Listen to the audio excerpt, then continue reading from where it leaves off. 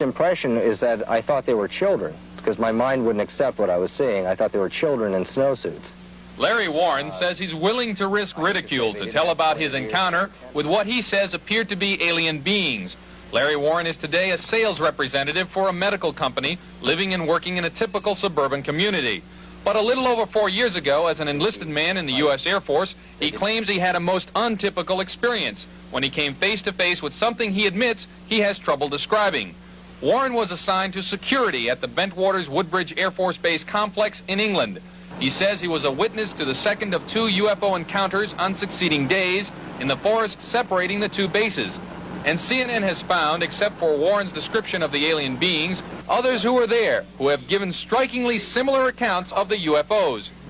Well, it was predominantly, it looked like a fire at first. That's what we thought it was. So it was more like a red or reddish-orange color, but it had other colors moving. We saw flying objects containing maybe other people or another life form.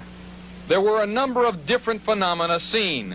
A triangular luminous flying object with a red light on top and a series of blue lights underneath. A circular translucent ground-hugging disc. Various lights moving erratically about the night sky, one of which occasionally beamed a shaft of white light downward, and a luminous pulsating red-orange sphere. Didn't look solid at all. It just looked like a self-admitted, piece of light. It was just odd. It seemed like it was no sooner there that it blew up, not outward or upward. It just blew down with all these sparkles and different colors of light. Indescribable, because it's beyond me how this happened. We weren't injured by it, and I was very close, and it changed, and that was the weirdest thing about it. It changed into the ship that people had seen earlier. The 3 cops had followed out there.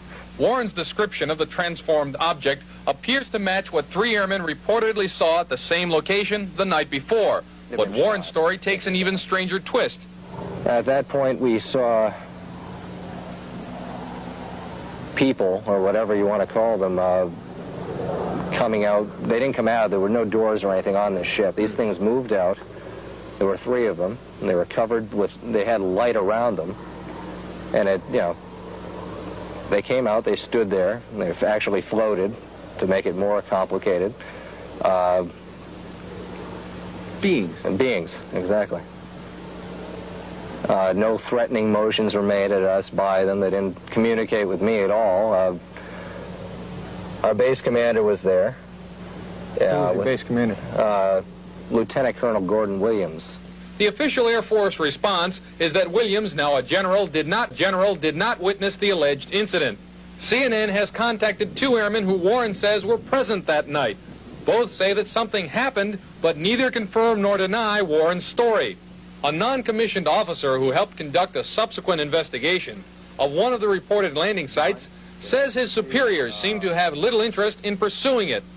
Things seem to be clamped down quite suddenly, and nobody was talking to anybody else about it. And when I tried to find or ask specific questions about things, nobody knew anything.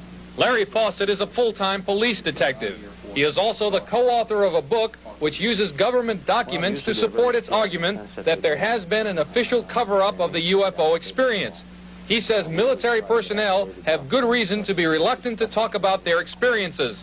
The reason for them not talking is usually that they've been threatened, or they've on 46, which talks about if anybody talks about UFO events that have been reported in the military, they're subject to fine, loss of pension and retirement and every other thing, and even jail time. CNN began asking the Air Force for information about the Bentwaters UFO incident 6 months ago. Throughout, the Air Force has been slow to respond. And when it did reply, the answer was usually, quote, unknown, end quote, or in some cases apparently misleading. For example, when CNN asked, are there any photographs, tape recordings, videotapes, drawings, or descriptions of any kind in Air Force files, the official U.S. Air Force reply was, quote, there was no audiovisual documentation done, end quote. However, as we reported earlier in this series, there was an audio tape made during the second of 2 UFO encounters. CNN has also found an officer who says he drove the base commander to a waiting airplane to deliver what he was told was a motion picture film of one of the UFOs. We drove out and I asked him what was in the film. He said, this is and we actually have the picture of the UFO here.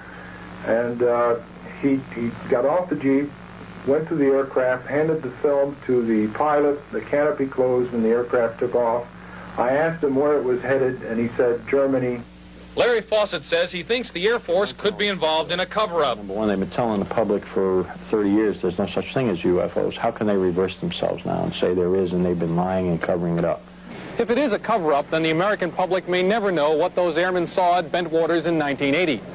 If they were merely Keystone cops who were hallucinating, as one critic suggests, then what are the national security implications of those same airmen guarding a strategically important airbase where nuclear weapons are reportedly stored?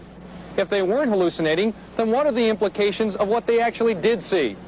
When CNN recently asked the Air Force about the possible existence of movie film of the Bentwaters UFO, the official Air Force response was, the United States Air Force stopped investigating UFOs in 1969. This is Chuck.